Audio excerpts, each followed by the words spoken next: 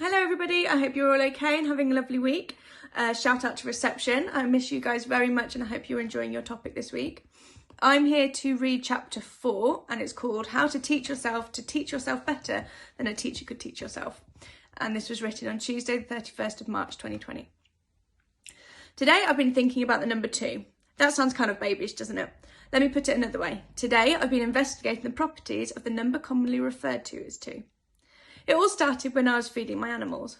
Dogs have 2 eyes and 2 ears, goats have 2 horns, even Bo has 2 arms and 2 legs, and 2 kind of snotty nostrils.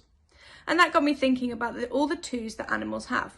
Birds have 2 wings and 2 feet, dolphins have 2 flippers, crabs have 2 claws, and Stichosaurus, the stick insect, has 2 antennae.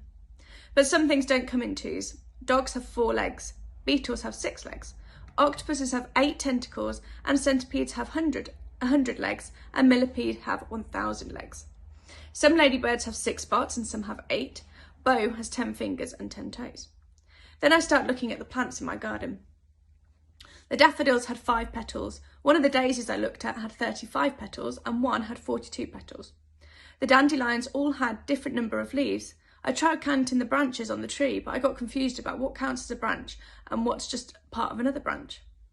At lunch, I counted 13 seeds in my apple, and then I counted the seeds in Bo's apple to make sure, and he only had 10 seeds. Have you noticed the pattern? Animals only have even number of body parts, but plants can have odd or even. The only exception is the number 1. Monkeys only have 1 tail, and you've only got 1 head, I hope. I decided to do some research on the enchanted tablet. It turns out that almost all animals are bilaterally symmetrical. That means you could cut them in half down the middle and they'd have the same number of legs, fingers, tentacles, snotty nostrils on either side. But plants are mostly radially symmetrical, which means you can spin them around and around and they still look pretty much the same. Imagine spinning a daisy flower around and around. So plants can have either odd or even number of petals, leaves, branches or seeds. I was very pleased with my discovery, so I went to go and tell Bo, but he wasn't very interested in the number of parts that animals and plants have. When he grows up, he wants to be a space paleontologist. He plans to go to the moon and dig up dinosaur bones. I've tried explaining that there are no dinosaur bones. I've tried explaining that there are no dinosaur bones on the moon, but Mum says it's okay because it keeps him busy learning lots of things about dinosaurs and lots of things about space. Yesterday, he told me the biggest plant in our solar system is Stupida, which I thought was quite mean, but then I realised what he meant. He meant the biggest planet in our solar system is Jupiter.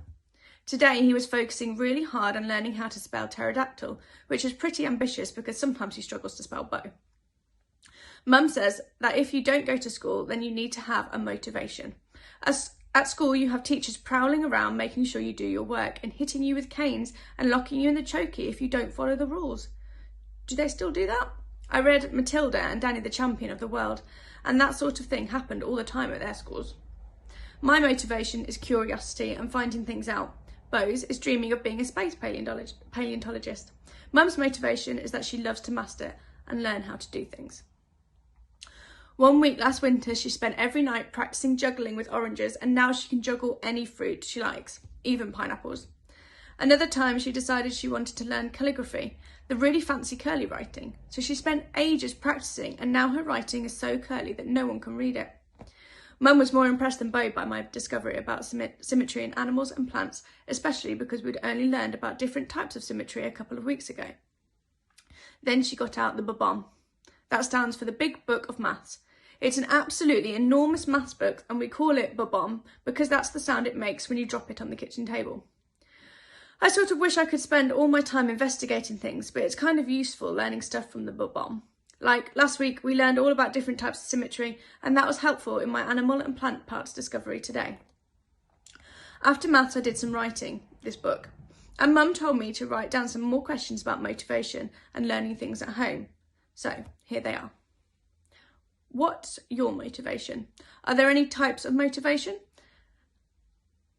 Should you only have one motivation or can you have different ones? And what else do you need to help you learn at home?